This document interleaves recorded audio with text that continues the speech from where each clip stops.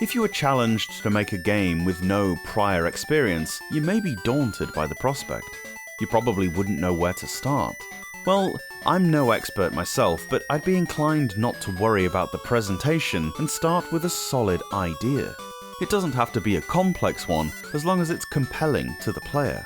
That is exactly what we're offered here. The gimmick in Kada is as simple as you like and revolves around magnetism. You control what I'm assuming is a particle, or some circular mass that needs to collect all the magnetic ions on the stage. These are black, negatively charged ions, and white, positively charged ions.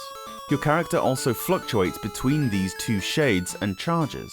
Collecting a positive charge turns, or keeps your character white. Collecting a negative one turns it black. The point of this is that there are various objects around each level that are also these two shades, and these interact with you in specific ways depending on what colour you are at that time. There are arrows pointing upwards. If you are the same colour as an arrow, then these allow you to jump higher. I suppose because like poles repel. Likewise, opposite colours attract, meaning you will be pulled towards them. There are blocks that you often need to move. These are trickier at first. Being the same colour as a block causes you to push it away from you, opposite towards you. However, what's interesting is the mechanics when standing on a block. One that is the same colour as you will shoot the opposite way that you walk, and one the opposite colour will actually follow your movements, meaning if you're delicate enough you can use the block as a moving platform.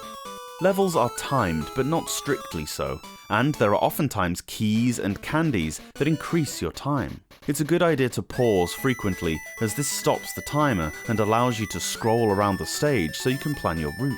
You get 5 lives per continue, and restarting a stage by pressing B takes a life away. You will undoubtedly need to do this a lot, as collecting the orbs in an incorrect order means you'll be stuck. In addition, once having collected everything, you need to get to the exit portal, which can often be in hard-to-reach spots, meaning its position also needs to be considered when planning your route. Other things around the level as well as the 2 colours of orbs are ones that have both shades within. These will simply switch you to the other colour from the one you currently are.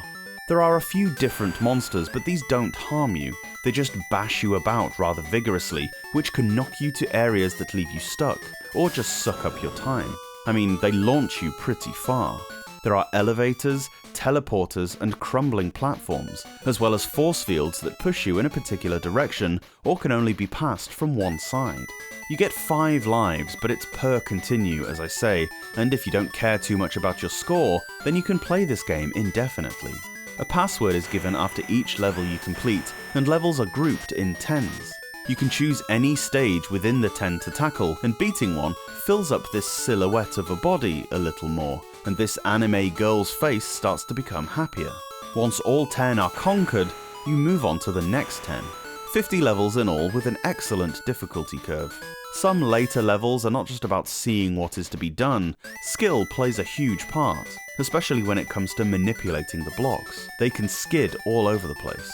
Also, it's far too easy to miss a delicate jump. Something as simple as that can screw you over. Sometimes the skill requirement feels just a little too precise. I much prefer the puzzle aspect as it's really unique. Still recommended.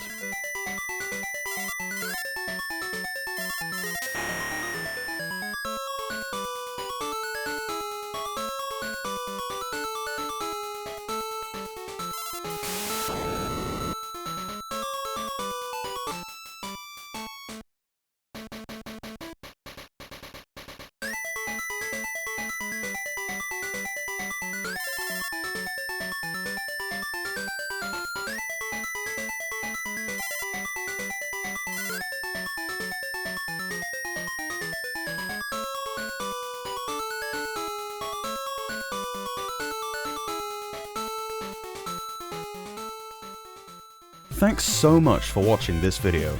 Let me know your thoughts on the game down below, and if you can spare a second, give the review a quick thumbs up, it really helps out. Subscribe to the Portable Power podcast for a new Game Boy review every day from Monday to Friday. Or alternately, new episodes of the podcast drop every Saturday and Sunday on whichever platform you get your pods. See you later on.